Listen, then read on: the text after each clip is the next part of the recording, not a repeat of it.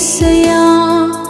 தாய் போல தேற்றி தந்தை போல ஆற்றி தோள் மீது சுமந்திடும் என் ஏசையா.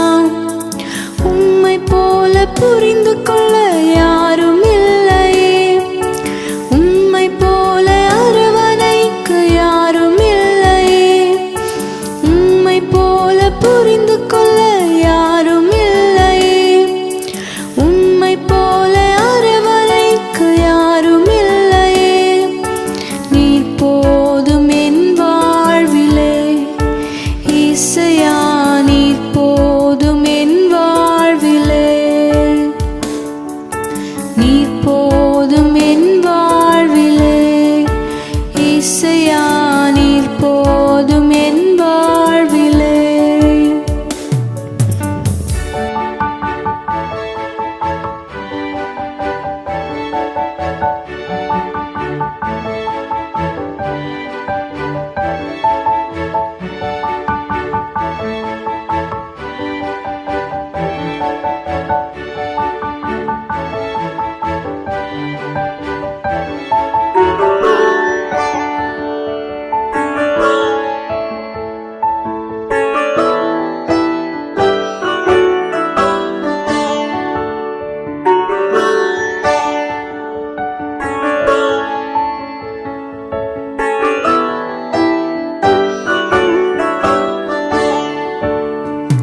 மலை போன்ற துன்பம் என்னை சூழும்போது அதை பனி போல உருகிட செய்பவரே.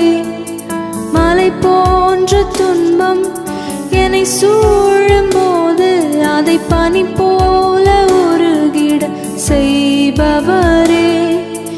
கண்மணி போல் என்னை காப்பவரே, உள்ளம் கையில் புரிந்தென்னை நினைப்பவரே. கண்மணி போல் என்னை காப்பவரே, உள்ளம் கையில் புரிந்தென்னை நினைப்பவரே. நீர் போதும் என் வாழ்விலே ஏசையா, நீர் போதும் என் வாழ்விலே, நீர் போதும் என் வாழ்விலே ஏசையா, நீர் போதும் என் வாழ்விலே.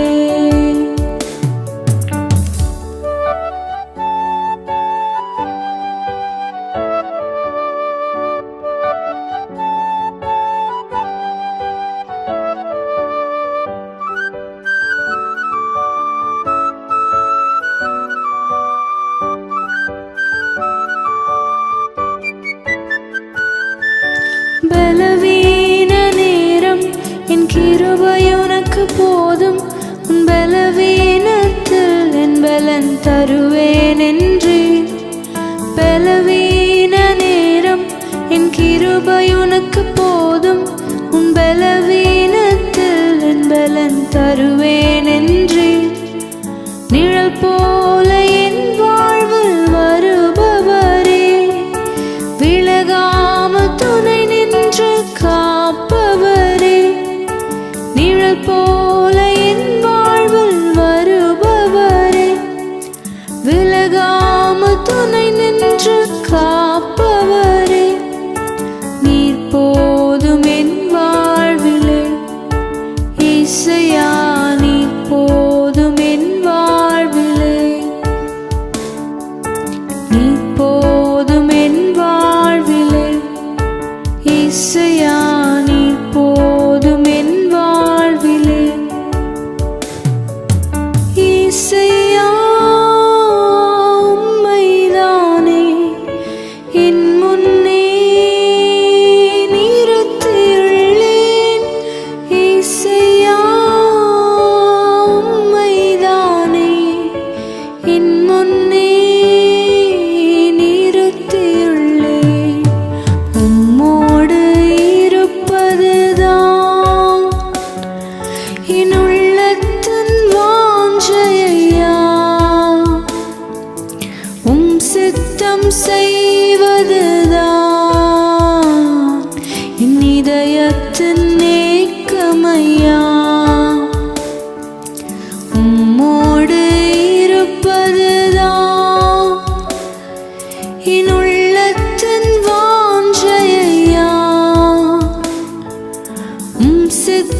செய்வதுதான்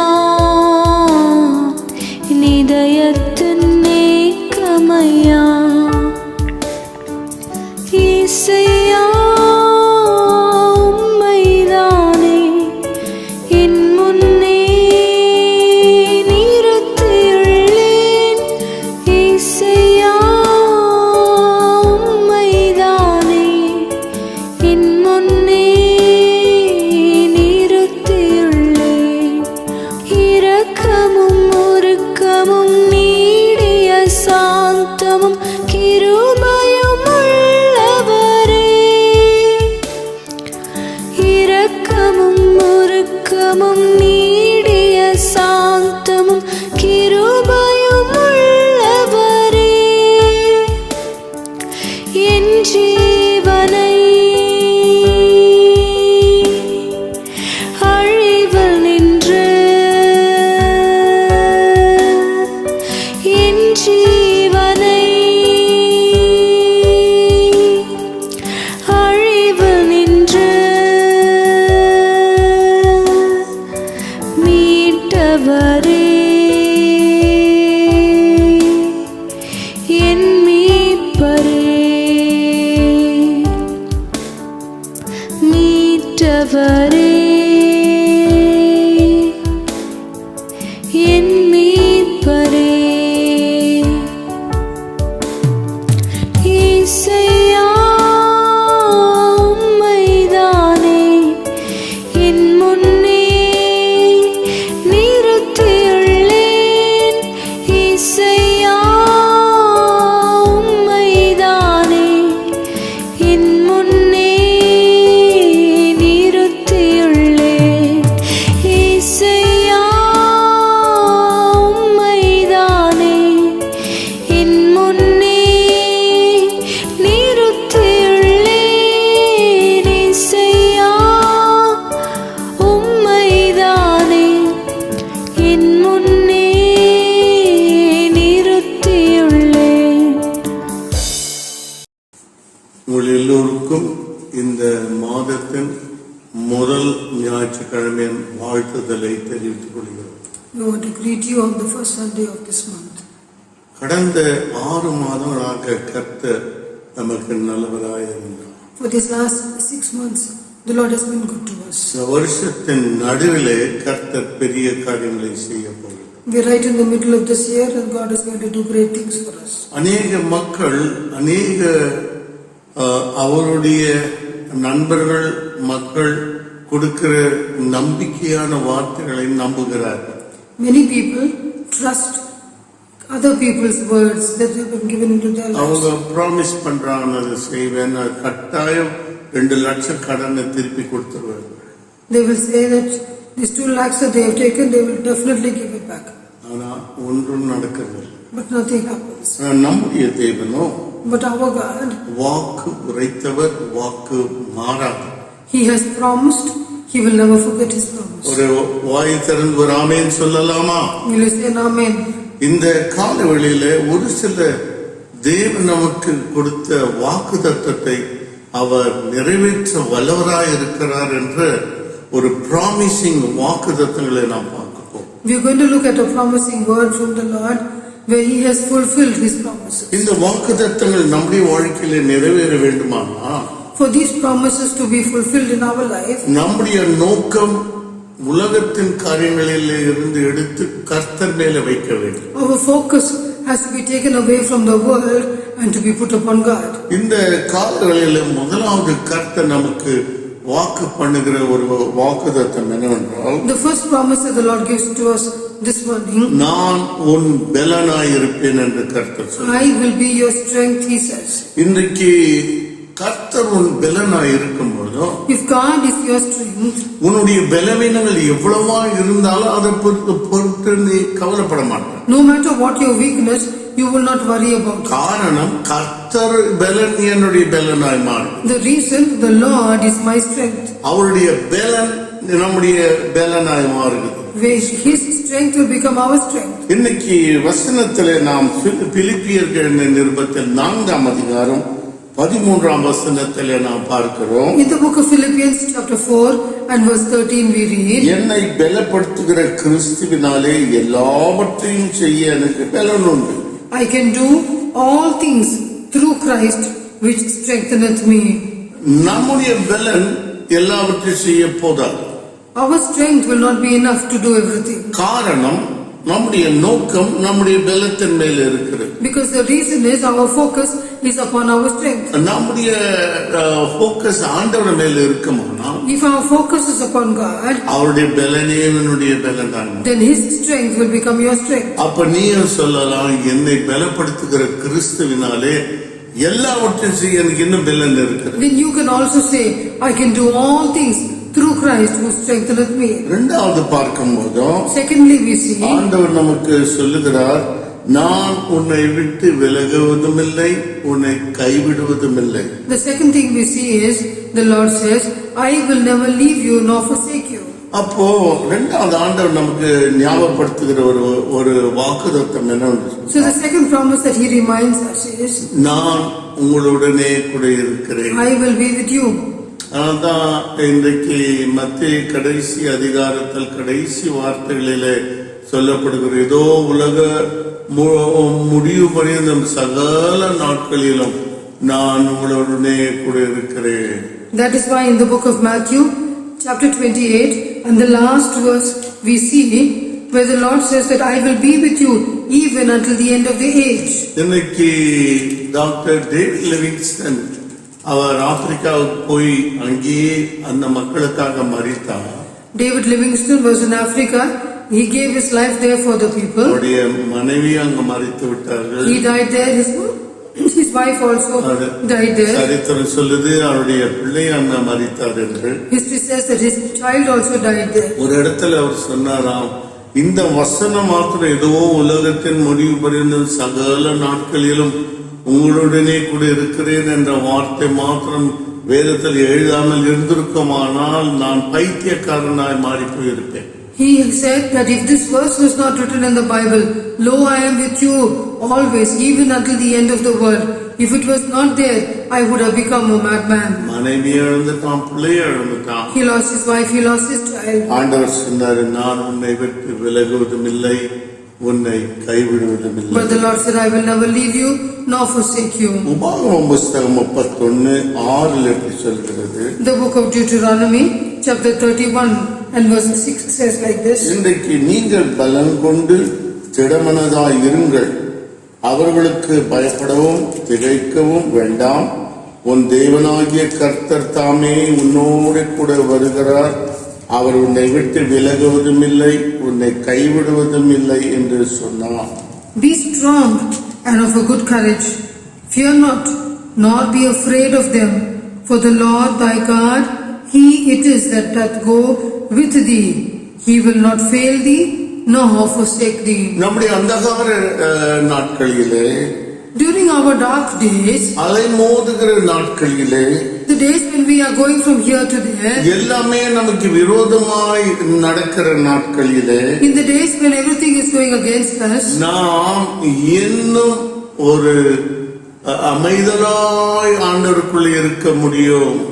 during those days it is possible for us to be quiet in the presence of God. ஏனென்று சொன்னால், Why? Because ஆண்டவர் சொல்றாரு, the Lord says, நான் உங்களை இன்னும் கைவிடல், I have not left you, இன்னைக்கு நான் உன்னுடனே கூட I இருக்கிறேன். am with you.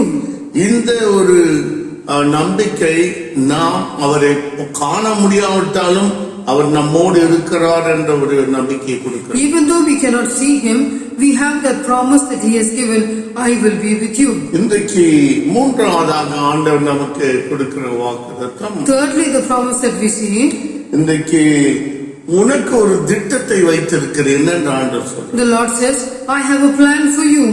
இன்னைக்கு ஒரு திருமணம், ஒரு பெண்ணை திருமணம் பண்ணி கொடுக்க வேண்டுமானால், For a girl to get married, அவங்க அப்பா அம்மா பெரிய கவலை. the parents have a great burden. மாப்பிள்ளை வீட்டுக்கு ஒரு கார் வாங்கி கொடுக்கணும், They have to buy a car for the bridegroom, அவர்களுக்கு ஒரு துண்டு நிலம் கொடுக்கணும், they have to give a piece of land, அந்த பொண்ணுக்கு ஒரு 50 சவரன் நகை போடணும், they have to put 50,000 gold, இன்னைக்கு அது மாத்திரமல்ல, ஒரு கார்டன் நிறைய சில்க் புடவைகளை வாங்கி கொடுக்கணும். Not only that, a garage full of silk sarees. அவளுக்கு வேண்டிய எல்லா காரியங்கள் பொருட்கள் வாங்கி கொடுக்கணும். All the things that she will need, they will have to give. இது கொடுக்கலன்னு சொன்னா, If they don't give this, அந்த பொண்ணுடைய குடும்பத்தாரு அந்த பொண்ணை ஒரு மாதிரி இழிவா பேசும். the girl's parents-in-law, that family, will talk less about her. ஏன்னா Why? Because அவங்க பிளான் ஒரு பையனை வச்சிருந்தா அந்த பையனை வச்சு வியாபாரம் பண்ணுகிறார்கள். for them the plan is, if they have a son, they will do business with him. அப்படி சரியாக கொடுக்கலன்னா பெண்ணை விரட்டி அனுப்பாங்க. போய் உங்க அப்பா கிட்ட காசு வாங்கிட்டு வா, ஒரு ஃப்ரிட்ஜ் வாங்கணும், ஒரு கார் வாங்கணும். If they don't bring enough, then they will send the girl back to the father's house asking for money to buy a fridge or a car. நீ இயேசுவின் பிள்ளையாய் மாறும் பொழுது When you become a child of God, ஆண்டவர் உங்களுக்கு ஒரு plan வச்சிருக்கிறார். the Lord has a plan for you. அந்த பிளான் இப்ப நாம் பார்க்க போகிறோம். We are going to see that plan. எரேமியா 29ஆம் அதிகாரம் The book of Jeremiah in chapter 29, 11ஆம் வசனம். verse 11. நீங்கள் எதிர்பார்த்திருக்கும் முடிவை உங்களுக்கு கொடுக்கும்படிக்கு நான் உங்கள் பேரில் நினைத்திருக்கிற நினைவுகளை அறிவேன் என்று கர்த்தர் சொல்லுகிறார். அவைகள் தீமைக்கல்ல, சமாதானத்துக்கு ஏதுவான நினைவுகளே. For I know the thoughts that I think toward you, saith the Lord, thoughts of peace and not of evil, to give you an expected end. இன்னொரு டிரான்ஸ்லேஷன் இங்கிலீஷ்ல சொல்லுகிறது. Another English translation says, இன்றைக்கு நான் உங்களுக்கு ஒரு plan வச்சிருக்கேன். I have a plan for you. இன்னைக்கு நம்ம வாழ்க்கையில நம்ம சிலர் பிளான் பண்ணாவிட்டாலும் கூட Sometimes in our life, even if we do not plan, கர்த்தர் நமக்காக பிளான் பண்ணுகிறார். our Lord plans for us. எனக்கு 5 சகோதரிகள் உண்டு. I have 5 sisters. அதுல ஒரு சகோதரி சில மாதங்களுக்கு முன்பாக சரீர பலவீனத்தில் இறந்து போனாங்க. One sister, because of weakness in the body, she passed away. அந்த 5 பெண் பிள்ளைகளும் திருமணம் பண்ணி கொடுக்கும் போதோ நாங்கள் எந்த டௌரியோ எந்த பொருளுக்காக அவர்களை அந்த வந்த கணவன்மார்கள் அவர்களை திருமணம் பண்ணவில்லை. 3 sisters, when they were going to get married, we did not give them any dowry as they came and they saw and went. அந்த கணவன்மார்களுடைய எதுவும் கேட்கல. The husband also didn't ask for அவங்க anything. பெற்றோரை எதுவும் கேட்கல. Their parents also didn't ask anything. அப்ப அவங்க சொன்னாங்க, Then they said, நாங்க பொருட்களுக்காக கல்யாணம் பண்ணல. we did not get married for the things. உங்க பொண்ணு தேவ பக்தியாய் வளர்க்கப்பட்டதுனாலே அந்த பெண்ணை தான் எங்க பையனுக்கு திருமணம் பண்ணுகிறோம். Because your daughter has been brought up in the things of the Lord, we want her to get married to her son. உலகத்துல உங்களுக்கு தெரியும், Today in the world, you know, சாதாரண மனுஷனும் கூட அவன் பெண்ணை கல்யாணம் பண்ணி கொடுக்கணும்னாக்கா 50 சவரன் நகை, காசு, கல்யாண செலவு, எல்லா வண்டியை வாங்கி கொடுக்கறதுக்கெல்லாம் அவன் கடன்காரா மாறி விடுது. if you will see nowadays in the world, the parents have to buy a car, give that girl 50,000 of gold and all the other things, and then he will be in debt. இன்னைக்கு கர்த்தர் சொல்லுகிறார், But the Lord says, என் கர்த்தர் உனக்கு ஒரு திட்டத்தை வைத்திருக்கிறேன் என்று சொல்லுகிறதை நீ விசுவாசிப்பாயானால், if you will believe that the Lord has a plan for you, நீ எதற்கும் பயப்பட வேண்டிய அவசியம் இல்லை. you need not fear anything. உன்னுடைய வாழ்க்கையின் துவக்க நாளிலிருந்து முடியிருக்கிற நாள் வரைக்கும் உன்னை கடன்படாம உன் குடும்பத்தை கர்த்தர் வழி நடத்த வல்லார். From the time you were born until now, God has taken you through without taking any money. சிலர் மனுஷ பிளான்ல திருமணத்தை செய்கிறதுனால Some of them, because of man's plans, get married. அவருடைய திருமணம் உடைஞ்சு போகுது. That marriage is broken. திருமணமாகி 2 வருஷத்துக்கெல்லாம் அந்த பெண் வீட்டுக்கு வர வேண்டிய நிலைமை. In 2 years after the girl gets married, she will have to come home because of the marriage trouble. அவருடைய வாழ்க்கையில இந்த பாடலை மறந்து விடுகிறார்கள். They forget the lesson in this marriage. This song. உந்தன் சித்தம் போல் நடத்தும் கர்த்தாவே நித்தம் தினந்தோறும் என்னை என்று பாடுகிறார். Lord, your will be done every day in my life. இன்னைக்கு தேவனுடைய சித்தத்தை நீ அறிந்து கொள்வாயானால், If you will know the will of God, அதிலே கர்த்தர் உனக்கு ஒரு ஆசீர்வாதத்தையும் மகிழ்ச்சியும் வைத்தது. In that you will have joy and gladness in your heart. நான்காவதாக கர்த்தர் உனக்கு சொல்லுகிற ஒரு வாக்குத்தத்தத்தின் ஆசீர்வாதம். Fourthly, the promise from the Lord. உன் ஜெபங்களை கேட்பேன் என்று கர்த்தர் சொல்லுகிறார். The Lord says, I will hear your prayer. இன்றைக்கு உன் ஜெபத்தை ஆண்டவர் கேட்கணும்னு சொன்னா, For the Lord to hear your prayer, நீ ஜெபிக்கிற ஜெபம் தேவனுடைய சித்தத்தின்படி அவருடைய நாமத்திலே நீ கேட்கிறாயா? are you praying according to the will of God? Are you praying in the name of the Lord? நீ அப்படி செய்யும் போதும் When you do like that, நீ எது கேட்டாலும் ஆண்டவர் கொடுப்பார். whatever you ask, He will give it to you. இன்னைக்கு ஆண்டவர் ஒரு ஜெபத்துக்கு பதில் கொடுப்பார் தான். God will give you an answer for your prayer. ஆனா அது அவருடைய சித்தத்தின்படி அவருடைய நாமத்தின்படி கேட்டார். But you need to ask according to His will and according to His name. ஒரு கிராம மனுஷன் அவன் தினந்தோறும் ஆற்றங்கரையில போய் ஜெபம் பண்றது உண்டு. Pastor would go towards the end of the brook and he will go there to pray. அந்த ரிவர் சைடுல போய் தினந்தோறும் ஜெபம் பண்ணிட்டு 1 மணி நேரம் கழிச்சு வரும். By the riverside he will go and he will pray and he will come back after. ஆனா அவன் என்ன செய்ய வேண்டியதா இருந்தது? ஒரு தேவனை நம்பாத ஒரு நாஸ்திகனுடைய வயலில் நடந்து அந்த ஆற்றுக்கு போகணும். But for him to go towards that riverside, he had to pass through a land that was belonging to an atheist, a man who did not believe in God. அவனுக்கு வண்டி போறதுக்கு ஒரு வழி போட்டு வச்சிருந்தான். He had put a pathway for the vehicle to go. தினந்தோறும் இந்த ஒரு ஊழியக்காரனை பார்க்கும் போதெல்லாம் இந்த மனுஷன் என் நிலத்துல நடந்து போறாங்க. Every time he sees this man of God coming, he will say, he is coming through my land every day. இன்றைக்கு அவன் ஒரு திட்டம் போட்டான். So he made a plan. இவனை எப்படியாவது கொன்று போடணும், இந்த வழியா இன்னொரு முறை அவன் காலை வைக்க. Somehow he should die. He should not come and put his leg again on my plan. அவன் இடத்துல ஒரு பயங்கரமான காளை, முரட்டு காளை இருந்தது. He had an oxen in his house. அது முரட்டு காளை, பயங்கரமா முட்டக்கூடிய குத்தக்கூடியதா. It was one that would come and it was a wild oxen that would come and butt anybody. இன்னைக்கு அதுக்கு சாராயம், இந்த கண்ட்ரி ட்ரிங்க் எல்லாம் கொடுத்து அதை அவன் பிடிச்சு வைத்திருந்தாங்க. இந்த ஊழியக்காரன் வரும்போது அவுத்து விட சொன்னான். They had caught it and kept it tied and they had given it some country wine. But when this man of God was coming, they were asked to leave it loose. இந்த பாஸ்டருக்கு தெரியாது, Bible வச்சுக்கிட்டு ஆண்டவருக்கு நன்றி செலுத்தி நடந்தோம். This man of God had his Bible in his hand and he was praising and thanking the Lord on his way. உள்ளே ஜன்னல்ல பார்த்துக்கிட்டு அவுத்து விடுங்கன்னு சொன்னான். He was looking through the windows, so this man said, let the oxen go. அது முரட்டுத்தனமாய் வேகமாக ஓடியவன முட்டும்படியாக ஓடி வந்தது. It ran so fast as though it was coming to butt him. அது வருகிறதை பார்த்த உடனே அவன் சொன்னான், இயேசுவின் நாமத்திலே நில் என்று சொன்னான். But as this man of God saw this oxen coming towards him, he prayed and he said, in the name of Jesus, stop. அந்த முரட்டு காலை அப்படி நின்று போய் That oxen just stopped. அவன் மறுபடியும் சொன்னான், இயேசுவின் நாமத்திலே பின்னிட்டு நட. And again he prayed and he said, in the name of Jesus, go back. அந்த முரட்டு காலை பின்னுக்கு நடந்து அவன் எஜமான் ஜன்னல்ல பார்த்து கொண்டு இருக்கிற அங்க போய் நின்றான். This oxen went backwards towards the house of this man of அந்த தேவனுடைய வல்லமையை பார்த்து அது மனுஷன் வெளியே ஓடி வந்து, நீ மனுஷன் அல்ல ஐயா, நீ தெய்வம் என்று காலில் விழுந்து வணங்கி அவன் அவருடைய இயேசுவை ஏற்றுக்கொண்டான். But this man of God, as he was coming, this person from the house, he came running towards him and he said, you truly serve the living God.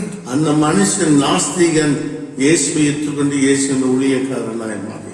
He was an atheist, but that day he knew that there was a God and he accepted the Lord as his Savior and he began to do service. இயேசுவின் நாமத்தில் வல்லமை இருக்கிறது. There is power in the name of Jesus. உன் குடும்பத்திலே எப்பேற்பட்ட பலவீனங்கள் சூழ்நிலைகள் வந்தாலும் இயேசுவின் நாமத்திலே நான் ஜெயம் பெற்றுக் கொள்கிறேன் என்று சொல்லும் போது உனக்கு கர்த்தர் ஜெயம் கொடுப்பார். No matter what your sickness is, if you will call upon the name of Jesus, He is there to deliver you from that sickness. இந்த காலை வேளையிலே அவருடைய நாமத்திலே உனக்கு என்ன கேட்டாலும் கிடைக்கும்.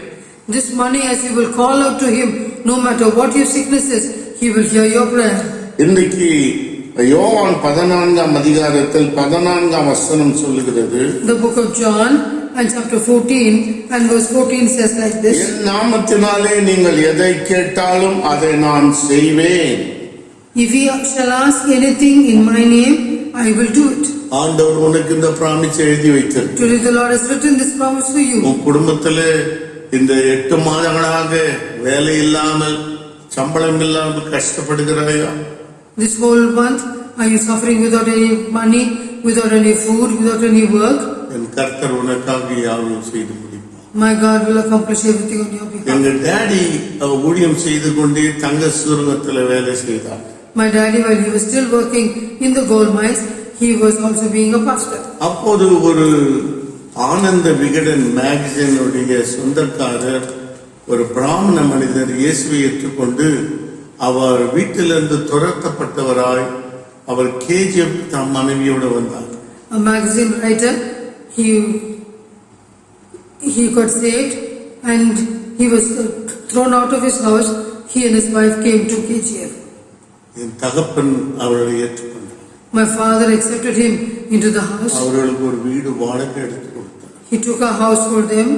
ஒவ்வொரு மாதம் எங்க டாடி எங்க வீட்டுக்கு வாங்கக்கூடிய செலவுகள் அதே அளவுக்கு அந்த ஊழியக்காரர் வீட்டுக்கு வாங்கி கொடுப்பார். So we see that every month my father will buy provisions. As he will buy provisions for our house, he will buy the same provisions even for that house. ஒவ்வொரு வாரம் காய்கறிகள் வாங்கி கொடுப்பார். Every week he will also go and buy vegetables for them. அந்த தேவ மனுஷன் ஒரு நாளிலே வல்லமையான ஒரு ஊழியக்காரனாய் மாறி அவர் தமிழ்நாட்டில் ஒரு பகுதியிலே போய் ஊழியத்தை தொடங்கினார்.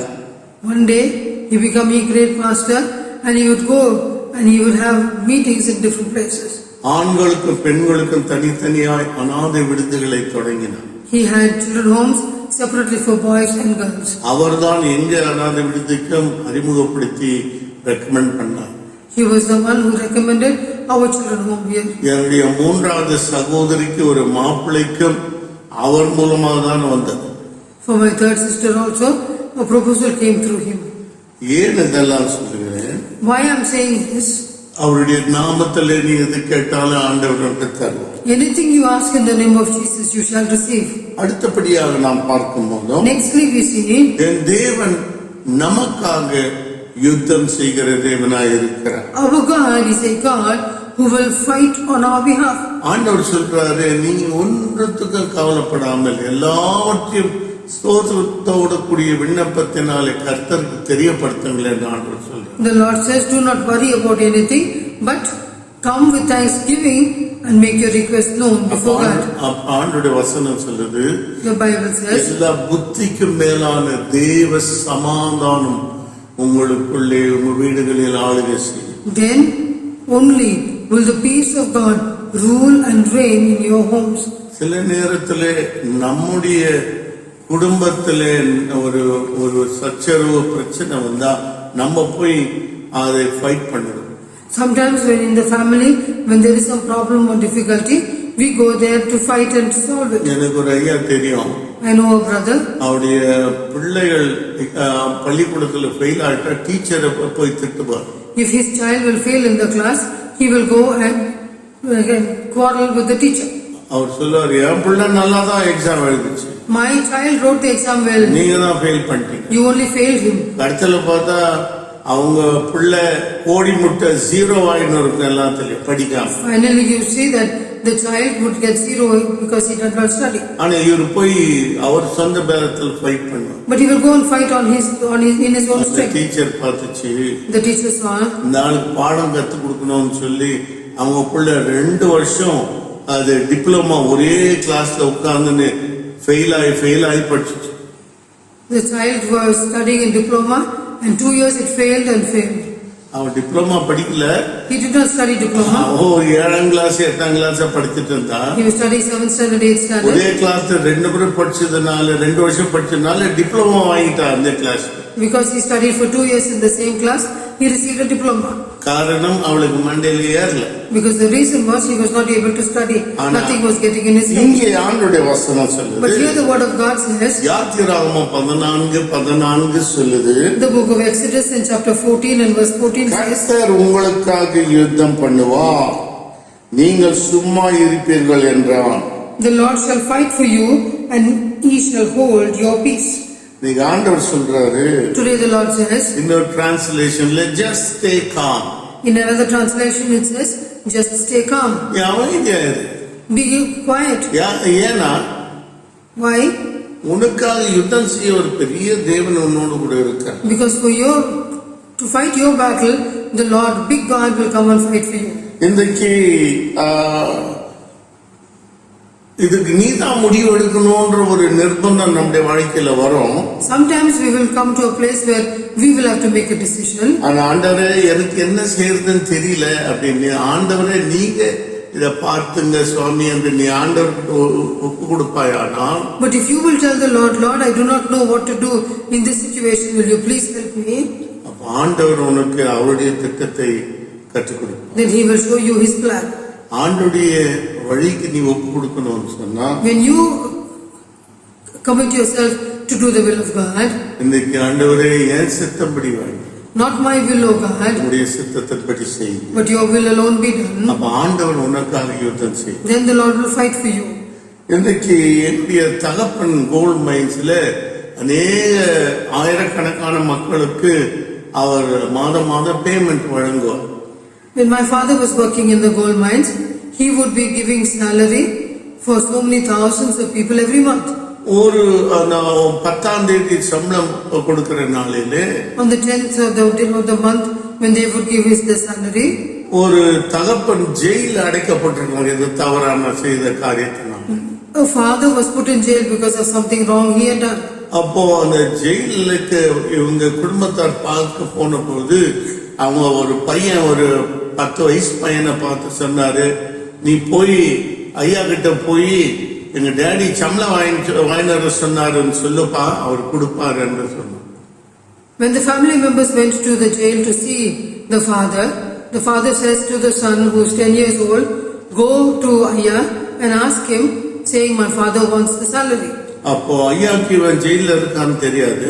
Ayya did not know that he was in the jail. இந்த பையன் வந்து எங்க அப்பா சம்பளத்தை வாங்கினார் சொன்னாருன்னு சொல்லியிருக்கான். He came to my father and said, my father asked you to give him his salary. அப்பா சொன்னாரு, உங்க அப்பா வர சொல்லுப்பா, அவர்கிட்ட கொடுக்குறேன் அப்படின்னு சொன்னார். So my father said, bring your father, let him come and take it. இவன் போய் ஜெயில அவங்க அப்பாட்ட சொன்னா, உங்களே வர சொல்றாரு அந்த sir. So this little boy went back to his father and said, sir asked you to come and yourself and take the money. பயங்கர கோபம். He was very angry. நான் ஜெயில இருக்கிறேன், என்ன வர சொல்றாரு அந்த ஆள். I am in jail, he is asking me to come. Jail term முடிஞ்சதோ, Once the jail term was over, எப்படியாவது எங்க டேடிய கொன்று போடணும்னு சொல்லி அவன் எங்க டேடியுடைய வீட்டை தேடி வந்தான். he had a plan to kill my father, so he came to the house one day. அன்னைக்கு சனிக்கிழமை. It was a Saturday. ஒவ்வொரு சனிக்கிழமையும் எங்க டேடி நைட்டு வெயிட்டிங் அப்பான் தி லார்ட் அந்த கூட்டம் முடிஞ்சதும் 8:30 மணிக்கு முடிச்சிட்டு எல்லா ஃபேமிலிஸ் வீட்டுக்கு போய் தன் குடும்பத்தின் பிள்ளைகளெல்லாம் படுக்க வச்சுட்டு புருஷன் மனைவியா ஓடி வந்து விடுவாங்க night 9:30 service. On a Saturday there would be a service where they will be waiting on the Lord. Once the service is over, they will go home, feed the children, put them to sleep, and then come back again at 9:30 for a service. அப்படியே எங்க டேடியும் எங்க மம்மியும் அவங்க எங்க சிறு பிள்ளைகள் எல்லாம் பார்த்துக்கொள்ள பெரிய அண்ணனை விட்டு அவர்கள் மறுபடியும் போறதுக்கு வீட்டுக்கு வந்திருக்காங்க. So my parents came home so that my elder brother could take care of all the other siblings. அப்ப இவனுக்கு வீட்டுல வந்து பார்த்தா ஒரு ஐயா இல்லைன்னு சொல்லி அவன் அந்த வீட்டு பக்கத்துல ஒரு மரத்தின் இருளிலே நிழல் ஒரு கத்தியை வைத்துக் கொண்டு உங்க அப்பாவை வெட்ட வேண்டும் என்று காத்து கொண்டிருந்தான். He came to the house and then he saw my father was not there. So under a tree he stood with a knife in his hand, ready to kill my father. இரவு darkness ஒன்றும் தெரியல. In the darkness nothing could be seen. எங்க daddy வந்து எங்க mummy முதல்ல உள்ள போயிட்டாங்க. When my mother came, she went inside first. எங்க டேடி பிறகு உள்ள நுழைஞ்சு போகும்போது When my father was coming into the house, இவர் கத்தியை நோங்கி எங்க அப்பாவை வெட்ட வந்தார். he took the knife ready to cut my father. நான் ஜெயில இருக்கும் போது உங்க அப்பாவை கூட்டிட்டு வான்னு என் பையனுக்கு சொல்லி அனுப்பியிருக்காரு. எவ்வளவு அந்த ஆளு என்னை குறித்து கேவலமா நினைக்கிறார் என்று அவரை வெட்டணும்னு வந்தான். He came angry because he thought that my father was very careless because he was in the jail, but my father did not know about it. அவன் கத்தியை நோங்குகிற வேளையில While he lifted that knife to hit, இவனுடைய முகத்துல படார்னு ஒரு அடி வந்து somebody hit him on the face. கீழே மயங்கி விழுந்துட்டு He fell down unconscious. காலை வரைக்கும் மயங்கி விழுந்து கிடக்கிறான். Till the morning he was just like that unconscious. பக்கத்து வீட்டார் கதவு திறந்து பார்க்கும்போது The next day morning, when the neighbors opened the door, என்னடா இங்க விழுந்து இருக்கிறேன்னு அவங்க எழுப்பி அவனை வீட்டுக்கு they woke him up and said, "What are you doing here? Why are you lying here?" அடுத்த நாள் அவன் ஐயாவுடைய ஆபீஸ்க்கு வந்து பெரிய கும்பிடு போட்டு, ஐயா உங்க கூட இவ்வளவு பெரிய செக்யூரிட்டி உங்க கூட இருப்பாங்கன்னு எனக்கு தெரியாது ஐயா. The next day he came to my father's office, hands folded, and he said, "I'm sorry, Ayya, I did not know that you had so many people as a security for you. நீ கர்த்தருடைய பிள்ளையா இருந்தா If you are a child of God, நீ யுத்தம் பண்ண வேண்டியதில்லை, you need not fight. கர்த்தர் உனக்காக யுத்தம் செய்வார். God shall fight for you." அடுத்தபடியாக ஆண்டவர் சொல்கிற ஒரு வாக்குத்தத்தம், Nextly we see the promise, நான் உனக்கு சமாதானம் தருவேன். "I will give you peace." உலகம் கொடுக்கிற சமாதானம் அல்ல, Not like the world gives. என்னுடைய சமாதானத்தையே உங்களுக்கு வைத்து போகிறேன். I will give you peace. I will leave my peace with you. யோவான் 14:27. The book of John chapter 14 and verse 27. சமாதானத்தை உங்களுக்கு வைத்து போகிறேன், என்னுடைய சமாதானத்தையே உங்களுக்கு கொடுக்கிறேன். உலகம் கொடுக்கிற பிரகாரம் நான் உங்களுக்கு கொடுக்கிறதில்லை. உங்கள் இருதயம் கலங்காமலும் பயப்படாமலும் இருப்பதாக. Peace I leave with you, my peace I give unto you, not as the world giveth, give I unto you. Let not your heart be troubled, neither let it be afraid. ஆண்டவர் சொல்றாரு, The Lord says, இன்றைக்கு ஏன் சமாதானத்தோடு வைத்து, my peace I give to you. அதான் வேதம் சொல்ல துன்மார்க்கனுக்கு சமாதானம், That is why the Bible says that the wicked have no peace, ஆனா உனக்கு தேவன் சமாதானம் வைத்து. but the Lord has given you peace. நேரம் இல்லாதனால கடைசிய ஒரு வார்த்தையை சொல்லி முடிக்கிறேன். Because of lack of time, I want to save the last point and close. கர்த்தர் சொல்றாரு, The Lord says, ஒவ்வொரு நாளும் நான் உன்னையும் உன் குடும்பத்தையும் நேசிக்கிறேன். every day I love you and your family. இன்றைக்கு உனக்கு யார் ரொம்ப நெருக்கமா இருக்கிறார்களோ All those who are close, அவங்களுடைய விரோதியா மாறி, they will become your enemies. சகோதரனுக்கு விரோதமாய் மாறி. The brother will come against the brother. ஒரு செய்தியில பார்த்தேன், I saw a news. அப்பாவிடத்துல வந்து சொத்தை பிரிச்சு கொடுக்க சொல்லி ஒரு பையன் குடிக்காரன் கேட்டான். A son who was a drunkard came to his father asking for his inheritance. அப்பா சொன்னார், எல்லா பிள்ளைகளை வச்சு நம்ம பேசி ஒழுங்கு பண்ணலாமா? He said, "Wait, let all the children come together and then let's talk." இங்க வந்த கோபத்துல கத்தி எடுத்து அப்பா வெட்டி. In his anger, he took a knife and he cut his father. இன்னைக்கு எங்க இருக்கலாம் தெரியுமா அந்த Do you know பையன்? where that boy is? சிறையில ஆயுள் கைதியா இருக்கார். He is there in the jail for life. ஏன்? Why? இன்னைக்கு அந்த கோபத்துல அவன் அப்பா மேல இருக்கிற அன்பு அது எதிராய் மாறிவிட்டது, ஆப்போசிட்டா மாறிவிட்டது. Because of the anger against his father, it became opposite in his life. இன்றைக்கு 1 யோவான் 4:10 எப்படி சொல்கிறது? 1 John chapter 4 and verse 10 says, நான் தேவனிடத்தில் அன்பு கூர்ந்ததினால் அல்ல, அவர் நம்மிடத்தில் அன்பு கூர்ந்து நம்முடைய பாவங்களை நிவர்த்தி செய்கிற கிருபாதார பலியாக தம்முடைய குமாரனை அனுப்பினதினாலே அன்பு உண்டாயிருக்கிறது. "Herein is love, not that we loved God, but that he loved us and sent his son to be the propitiation for our sins." என் தேவன் நாம் அவரை நேசித்ததுனால அவர் நமக்கு அன்பு கூறுகிறார். He did not love us because we loved him, அவர் நம்ம மேல வைத்த அன்பினாலே because he loved us first. அவருடைய அன்பு இன்றைக்கு விளங்கி கொண்டது. His love is still revealed to us. உங்களுக்கு தெரியும், இஸ்ரவேல் ஜனங்கள் தேவனுக்கு விரோதமாய் அவரை முறுமுறுத்து போனாங்க. You know that the children of Israel murmured against God. ஆண்டவர் அவர்களுக்கு சில சிக்ஷைகள், சில அவர்களுக்கு பனிஷ்மெண்ட் கொடுத்தாரு. For some he gave some punishments to the children of ஆனால் Israel. அவர்கள் கர்த்தரை நோக்கி திரும்பும் போதோ அவர்களை அநாதி நேசத்தினாலே நேசித்தார்.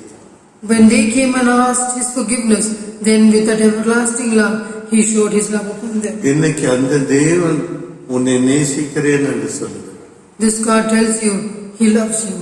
அவருடைய அன்பு இன்றைக்கு நம்முடைய வாழ்க்கையில விளங்கி இருக்கிறது. His love is revealed in us. இன்னைக்கு அந்த அன்பிலே நீ இருப்பாய். If you are in this love, இந்த 7 வாக்குத்தத்தத்தின் ஆசீர்வாதங்களுக்கும் நீ உரிமையாளராய் மாறு. all these 7 promises will become your own. நாம் ஜெபம். Shall we pray? பரலோக தந்தையே, Heavenly Father, இந்த காலவெளியில இந்த புதிய மாதத்திலே புதிய வாக்குத்தத்தத்தோடு நாங்கள் துவங்க விரும்புகிறோம். we want to start this new month with new promises, O God. எங்களுடைய குறைகள் எல்லாம் மன்னியும். Please forgive all our எங்க shortcomings. போக்கஸ் மற்ற காரியங்கள் மேல இருந்து எடுத்து உங்கள் மேல வைக்கும் போது எங்க பயம் விசுவாசமாய் மாறும். Help us, Lord, that we will take our focus from that of the world and focus upon you, O God. அப்போது என்னுடைய பயம் விசுவாசமாய் மாறும். Then our fear will be taken away and faith will be இன்னைக்கு replaced. எங்க பயத்தெல்லாம் எடுத்து போகும். Take away all our fear. உங்க விசுவாசத்தை எங்களுக்கு தான். Give us your faith, O God. இயேசுவின் மூலம் பிதாவே. In Jesus' name.